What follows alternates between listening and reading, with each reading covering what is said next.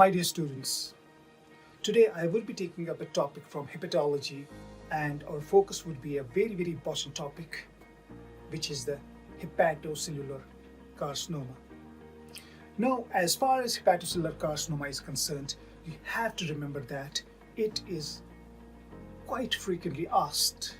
This class would be important to the students who are preparing for MRCS, MRCP, DM hepatology, DM gastroenterology, NEET PG, general medicine, general surgery. Now, I would be enumerating the most important frequently asked points about hepatocellular carcinoma, and I would require your undivided attention once again. Now, this hepatocellular carcinoma is the most common primary liver malignancy. This is sometimes asked. So the first point is also sometimes asked, and we start with all the high-yield points. The second important fact is that you have to remember that it is more common in males, and the site of predilection is the right lobe of the liver. The right lobe of the liver is common for many lesions. You know what I am telling. So remember, right lobe of the liver is common for hepatocellular carcinoma as well. Now, we have got this important, what develops? What are the chances of development of HCC more? Is there any predilection? Surely. You have to remember that these infections, viral infections of the liver by the hepatitis B virus and the hepatitis C virus, hepatitis B as well as hepatitis C, they are risk factors for hepatocellular cancer. Hepatitis B, in fact, is associated with development of hepatocellular cancer 100 times more. It increases the chances 100 times more. In addition, you have to remember that this disease, alpha-1 antitrypsin deficiency, which is associated with multiple lung and liver problems as well, we have increased chances of HCC in case of alpha-1 antitrypsin deficiency. We know this disease, known as bronze diabetes, the hemochromatosis is associated with the development of HCC. We have this another disease, tyrosinemia, and tyrosinemia is also having a high risk for development of HCC.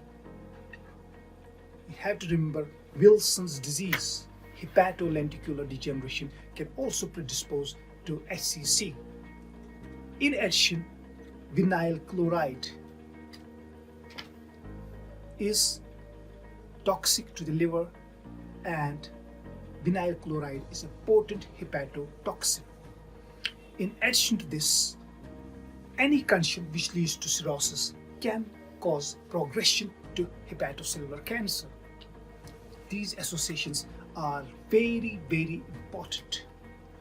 Hepatitis B, hepatitis C, alpha-1 antitrypsin deficiency, hemochromatosis, tyrosinemia, Wilson's disease, vinyl chloride, cirrhosis. In addition, you have to remember aflatoxins. They can predispose to HCC. Now, what are the various important tests by which we can detect this HCC?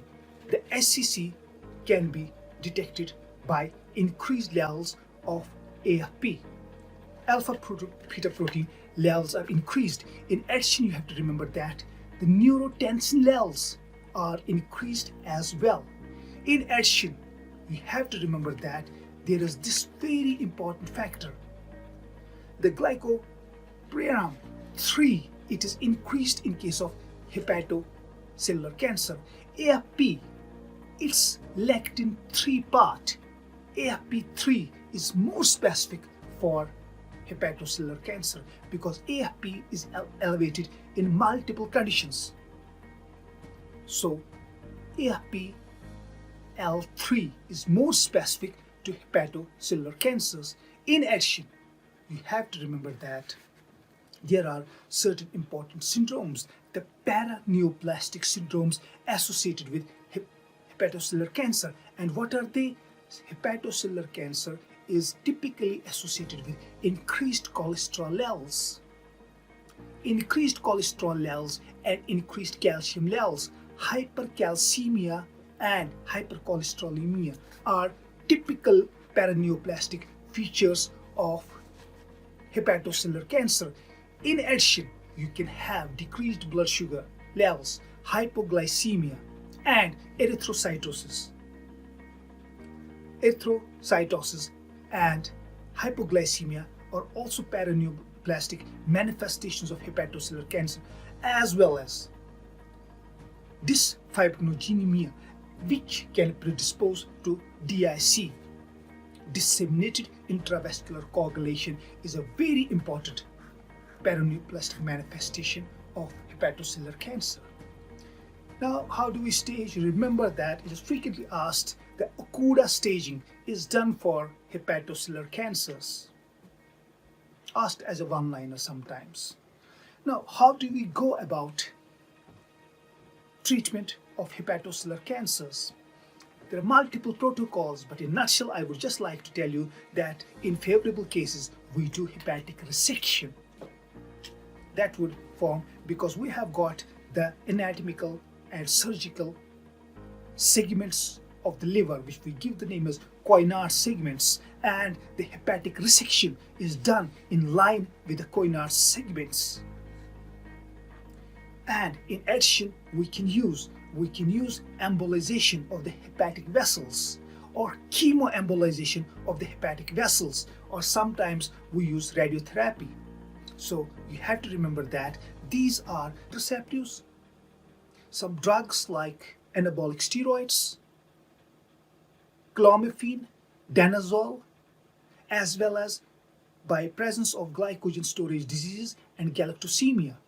But these lesions, hepatic adenomas, on radiography would show a well circumscribed and capsulated mass. There will be no invasion of the capsule, and the prognosis would be far better, and the malignant transformation is very less.